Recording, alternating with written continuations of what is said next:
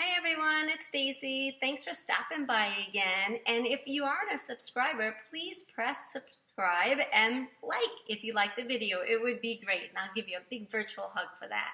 Well, today is getting so close to Christmas, and I know we're all in the hustle and bustle of everything, but I just want to take a moment and to share some of the things that I find very important, and I think would be a great stress reliever for you guys too. At Christmas time, if we have younger kids, or like me, I have my older kids, and now I have two grandchildren, two grandsons, which are fabulous and the best there is. Of course, all sperm must say the same thing. But what happens is we look online, we see commercials, we go into the store, and we just want to buy them and get them everything. And when we don't have the finances that go along with that, we get stressed, or we do something very stupid. And what we do is we just rack up our credit cards. And what happens is we think January is going to come, and all of a sudden, when these bills come, where somehow God's just going to drop all this money to pay for it. And that just doesn't happen. And what happens is now you're left with a debt that you're still paying off in January, February, March, April. And it becomes, instead of those gifts that you would think that brought the kids so much joy, it now becomes a stress, and it can get so stressful, it can get you sick. It's just not worth it. There are so many things to do besides spending so much money. You can go to the dollar store. You can go to this dollar store. Like I'll pick up these little Sudoku books from my dad. He uses them, and I'll make a little package of them, and for a couple of dollars, and something he really likes. And what we have to remember with our children and our family, it's more about making the memory of the day and spending time together, or playing games. Because when you really think about it, you as a kid, me as a kid, what do I remember about Christmases when I was little? I remember more about the people that were there, the things that we did, than the gifts. I can never remember one gift if it wasn't for pictures. So take a lot of pictures so you can remind your kids one day what they did get and how much work it took to get those gifts. And number two, remember that it doesn't matter the size, the amount of the gift, or anything. It matters the love behind it and the time that you took to think about that gift, that for that person in particular. And then, like with your children or grandchildren, to spend time playing with them with the gift that you did buy. And that's more precious. Your time is so much more precious than any amount price tag on a gift could ever be. So what I do is I'll take my iPad, and what I do is I'll make my Christmas list there, kind of with a budget in mind, and then I divide what I'm going to give each child. And then what I do is, now that I have one daughter that has kids, so I'll end up giving her and husband a little less and each and every kid comes along, because it's what I've divvied up for each child. So then my other two that don't have any children, they might get a little more than my oldest, because they don't have any children that I have to add onto the list, because I have to stay in a budget. Because I remember many years ago, around 1999, after I had gotten divorced, I had not one penny. I wasn't even living anywhere. I was staying with a friend.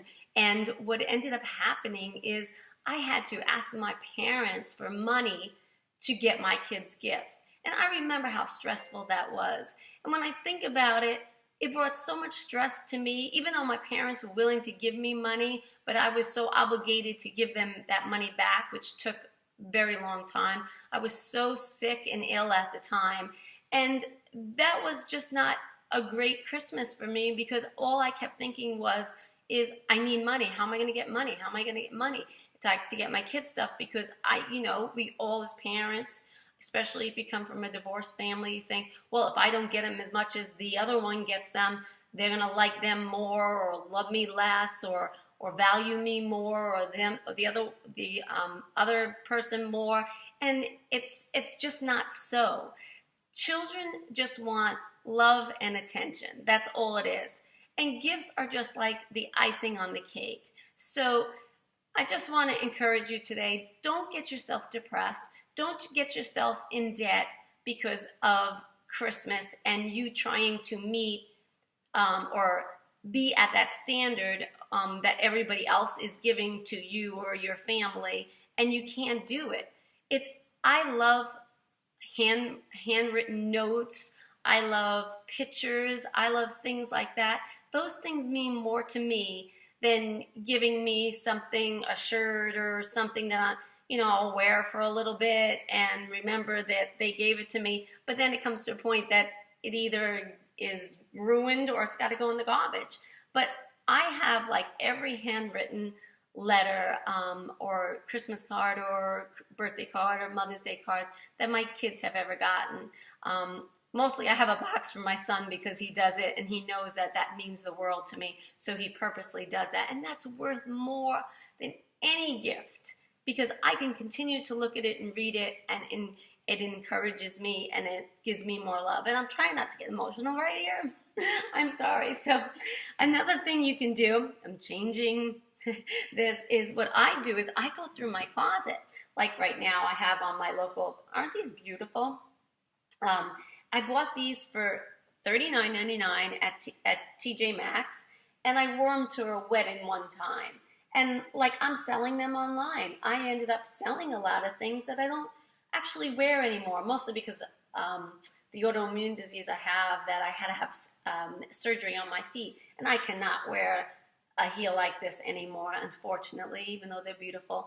So somebody else will get it, and it gives me a couple more dollars that I didn't have. So look through your house. There's always money in your house somewhere, and you can go online. I do it on Facebook, not mostly Craigslist, but mostly all my sales come on Facebook from like the local area sales. Like we have one for Collier County, Sell and Buy and things like that. So I've made some money that I could put more towards my gift giving. It was like found money. So, and I also didn't go into debt for it. So today, remember, don't let the devil on the shoulder tell you, buy it, buy it, buy it. You get the money one day to pay off those credit cards. Let the angel on the other shoulder say, what you've done is enough. It's good enough. Be at peace, be at rest with what you've done, and your family will understand that you've done the best you can. Bake them something. Go on Pinterest and find some DIYs and make them something. It's worth more, your time, your presence, and your love. Isn't that way better to have than the stress and the weight of bills that you are buying for somebody that you love that really won't matter next year? I love that quote that says, we're so busy spending money to impress people that we don't even know, or the people that we care about, they not concerned with a Target shirt as opposed to a Nordstrom shirt. So be wise this year and be at peace in your decision making, and know that ultimately what Christmas is about is celebrating the birth of Christ, and we exchange gifts in remembrance of the gift that God sent to us. So this Christmas season, please be at peace, do what you can do, and give God whatever weight and struggle that you have on your heart right now, and somehow, some way, God makes a way where there is no way, and He will answer your prayer. But most of all, enjoy the ones you love with what you can give, that you are able to give right now. So have a great holiday and a great day, and remember, you were born to be a blessing. Bye.